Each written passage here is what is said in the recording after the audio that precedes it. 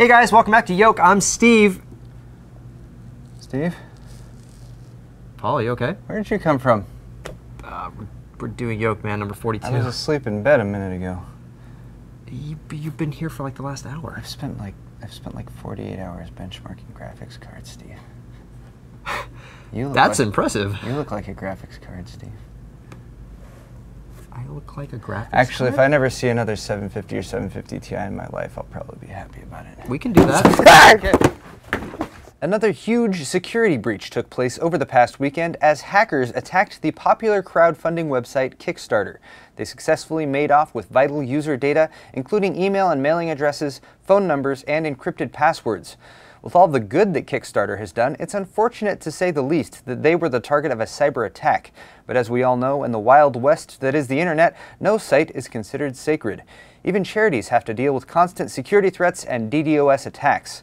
Though the stolen passwords were encrypted, Kickstarter has warned their users to update all related passwords immediately. Fortunately, no credit card information was taken during the security breach, and a good thing too. I was worried for a moment that I might not meet my Kickstarter goal, a little project to open up a restaurant at the end of the universe. Ladies and gentlemen, we are only 1 year away from the definitive version of the future, at least if you grew up in the 80s. It's a glorious and neon-painted one, filled with hoverboards, self-drying jackets, and self-lacing shoes. Back to the Future's vision of 2015 is so well known that people are actually creating working prototypes of some of the technological goodies seen in the film. Nike just announced that their version of Marty McFly's snazzy sneakers will actually be able to lace themselves just in time for the landmark year. Why, you ask? Well, because they can. And because people are nostalgic about a version of the future that was created in the past. Geez, try unwinding that paradox. If we're at that point now where anything we see in fiction is a possibility for our reality, then I'm really hoping I can get my Babelfish by the time I'm ready for galactic field trips. Mars spring break? Don't mind if I do.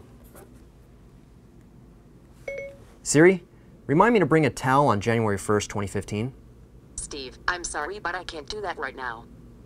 Next up, guys, we have Take My Money. I have a sinking feeling that I know exactly what is sitting just to my left right now. And today it's going to be on the GeForce GTX Titan Black. Oh, Titan Black. Oh yeah, I forgot that was launched today too, you know? It's a nice refreshing change from the 750s and 750s. Stop it!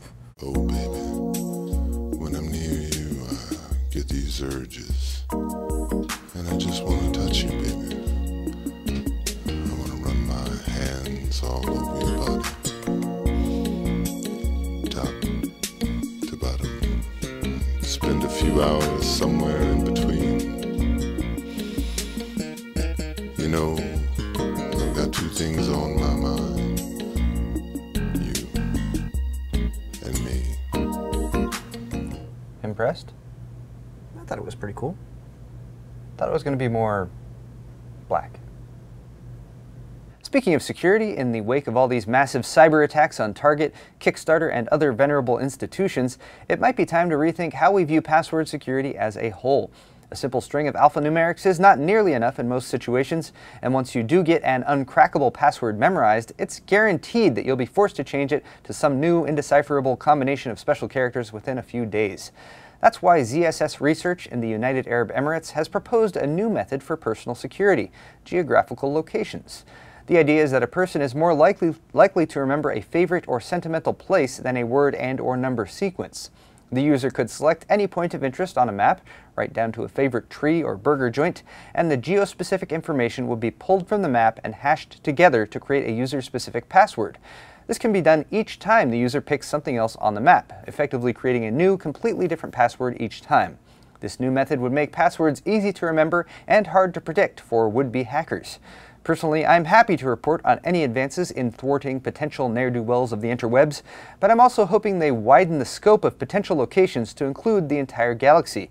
I hear if you're looking for a good time, you can't go wrong with the Beetlejuice system. Uh-oh, France and Germany are talking. Is it time for World War III?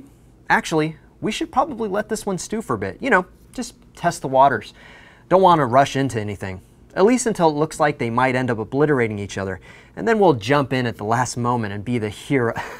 Help them out. We're kidding about the war thing, but it looks like Germany and France might be pulling a Mean Girls so that they can talk about us behind our backs.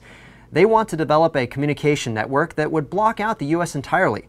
Germany's Chancellor Angela Merkel initiated the conversation, probably because she wasn't excited about the US eavesdropping on her conference calls. Hey Germany, want to hang out? I can't. I'm sick. Boo, you whore. Upon hearing about this secret club idea, NSA was rumored to have replied, You know, I think that's all for the stories we have for this week, guys, but Steve, have you learned anything today? Actually, I did. I learned a couple things, but I really don't feel like I've learned anything important, like the meaning of our insignificant lives, or where we all come from, or even how the universe got started. None of that. Well, you know, it could be worse. You could be a dyslexic, agnostic insomniac. What's that, Paul? You know, you just lie awake at night, wondering if there's a dog. I guess we'll really never know the answers to these questions. That's true, but the answers are really probably right there, on the tip of our tongues, right under our nose, somewhere on our upper lip, I guess. We're getting a little bit too deep, though. Stay tuned for Q&A coming at you tomorrow, more Yolk'd on Thursday, as well as our live stream on Friday. And until then, you've just been yoked.